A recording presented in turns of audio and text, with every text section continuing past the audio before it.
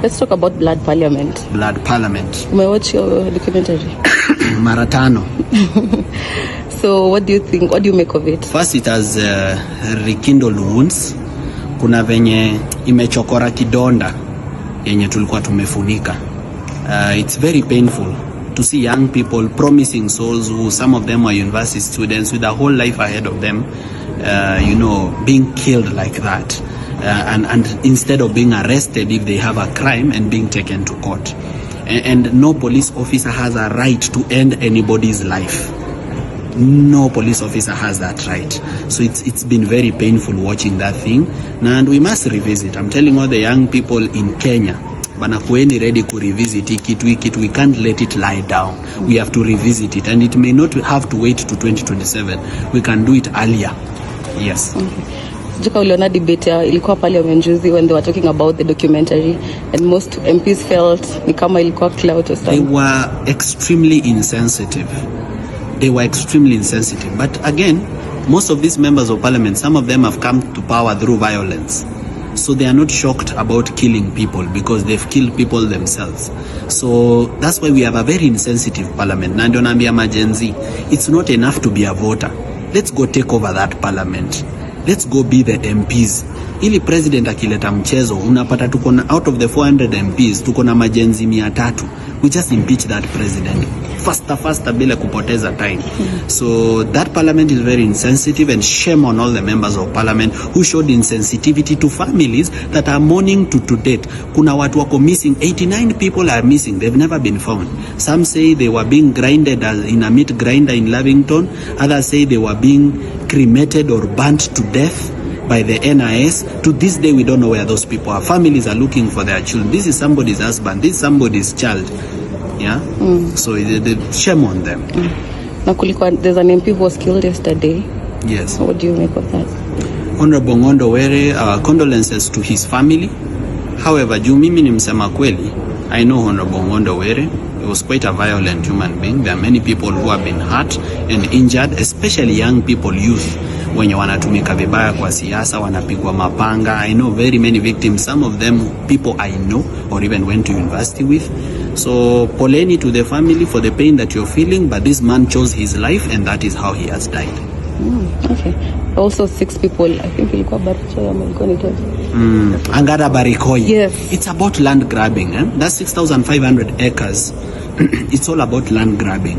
There's been a culture in this country of people grabbing land. Na sio Angata Barikoi peke yake. Yeah? If you go to many places, beginning with Nanyuki, Mali, leases zimekuwa ziki-expire za wazungu. People have been grabbing those conservancies like Oljogi Conservancy. People grab 25,000 acres, 35,000 acres. The President William Ruto even grabbed the land for ADC, Mutara. Okay, you go to Taita Taveta, 2,500 acres gone, which now the William Ruto took. If you go to Kilgoris, just next to Angata Barikoi is where he has a home, 900 acres. He's even built an airport with our public funds, an airport in his compound, which he used our own money, and he even used our own road contractors and public funds to build a road inside his land. So this culture of land grabbing, it's been everywhere. If you go down here where we had the Masimba shooting, okay, previously, that land is also being grabbed. That's 75,000 acres. If you go to Amboseli, they want to transfer the title deed of Amboseli back to the county government because they want to grab 10,000 acres of Amboseli. Masai Mara, 10,000 acres has been grabbed. So it's a culture of land grabbing, and I call it primitive accumulation of wealth. Watu wanaiba chenye hawahitaji, because kwa hii dunia you only need 4/6 where you will be buried. Everything else ni ya kuongezewa tu na Mungu. So this land that people are taking, ikipewa mayouth, na mayouth hawajakata kufanya agriculture to feed the nation, and agriculture ni form. Agriculture imeinua wase wengi. Kuna watu wamekuwa matajiri from agriculture. You go to Europe, kuna wase wamekuwa very rich farmers from agriculture. Wakipewa hii land, wanaweza lima vitunguu, wanaweza lima nyanya, wanaweza lima viazi na wajitegemee. But now a young person hana pesa, hana kazi, haezi borrow loan kwa bank, na hata shamba ya kulima hana. So this land that is being grabbed, it better be given to the youth who are jobless. Okay. Speaking of the youth, kuna watu walikuwa wamepromisiwa jobs abroad only for them to realize it's a scam. Yeah. And they've paid a lot of money. Unajua, it's one thing to promise people and not deliver, but it's another thing to promise people, ask them to give you money, then you don't deliver. It's like a government running a criminal enterprise. Ni kama gava kuibia wananchi. You know, and I've interacted with many of them. I've interacted at least with 300 of them who came to see me in the office, and their leaders also came to see me. These are people who are told, pay 50,000, pay 75,000, pay 250,000. We're getting you a job in Dubai. We're getting you a job in Qatar. And it's not just anyone. The government through the Ministry of Labor, Alfred Mutua. Surely these people should be accountable. First, they should refund that money to everyone with interest. If there are no jobs, rudishia kila mtu pesa yake na interest juu, na msiwahi danganya wa Kenya tena. And the people lied to Kenyans and took their money, wafungwe.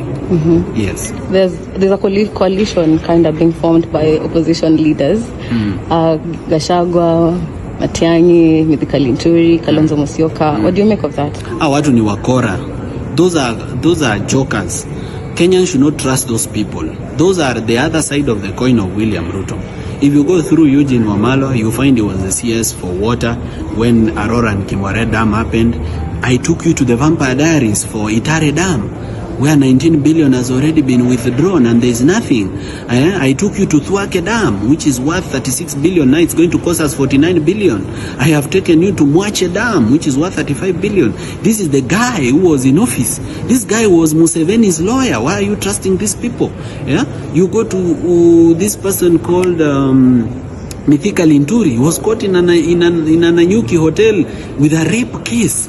Yeah, this is somebody who sold fake fertilizer to our parents. Afadhali hata angejaribu kutukona sisi lakini sio wazazi. Okay? You go to this other person called who? Yeah? Kalonzo. Those are complete jokers. Those are people, they've been MPs 20, 30 years. They've been cabinet secretary 10, 20 years. They've never changed anything. Ni nini hawakufanya yenye wanaweza fanya sahi? Young people, the time is now to create a third force.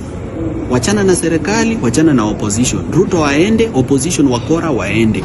Let's create new leadership that is focused in changing this country. Sio kutoa mukora ku replace na mukora, sio frying pan to the fire. No, we reject. Okay. Okay, and still on that one, you attended the meeting at Karua. Yes. I think I attended, yes. You also attended the renaming or relaunch of PLP party and yes. work with them. Yes.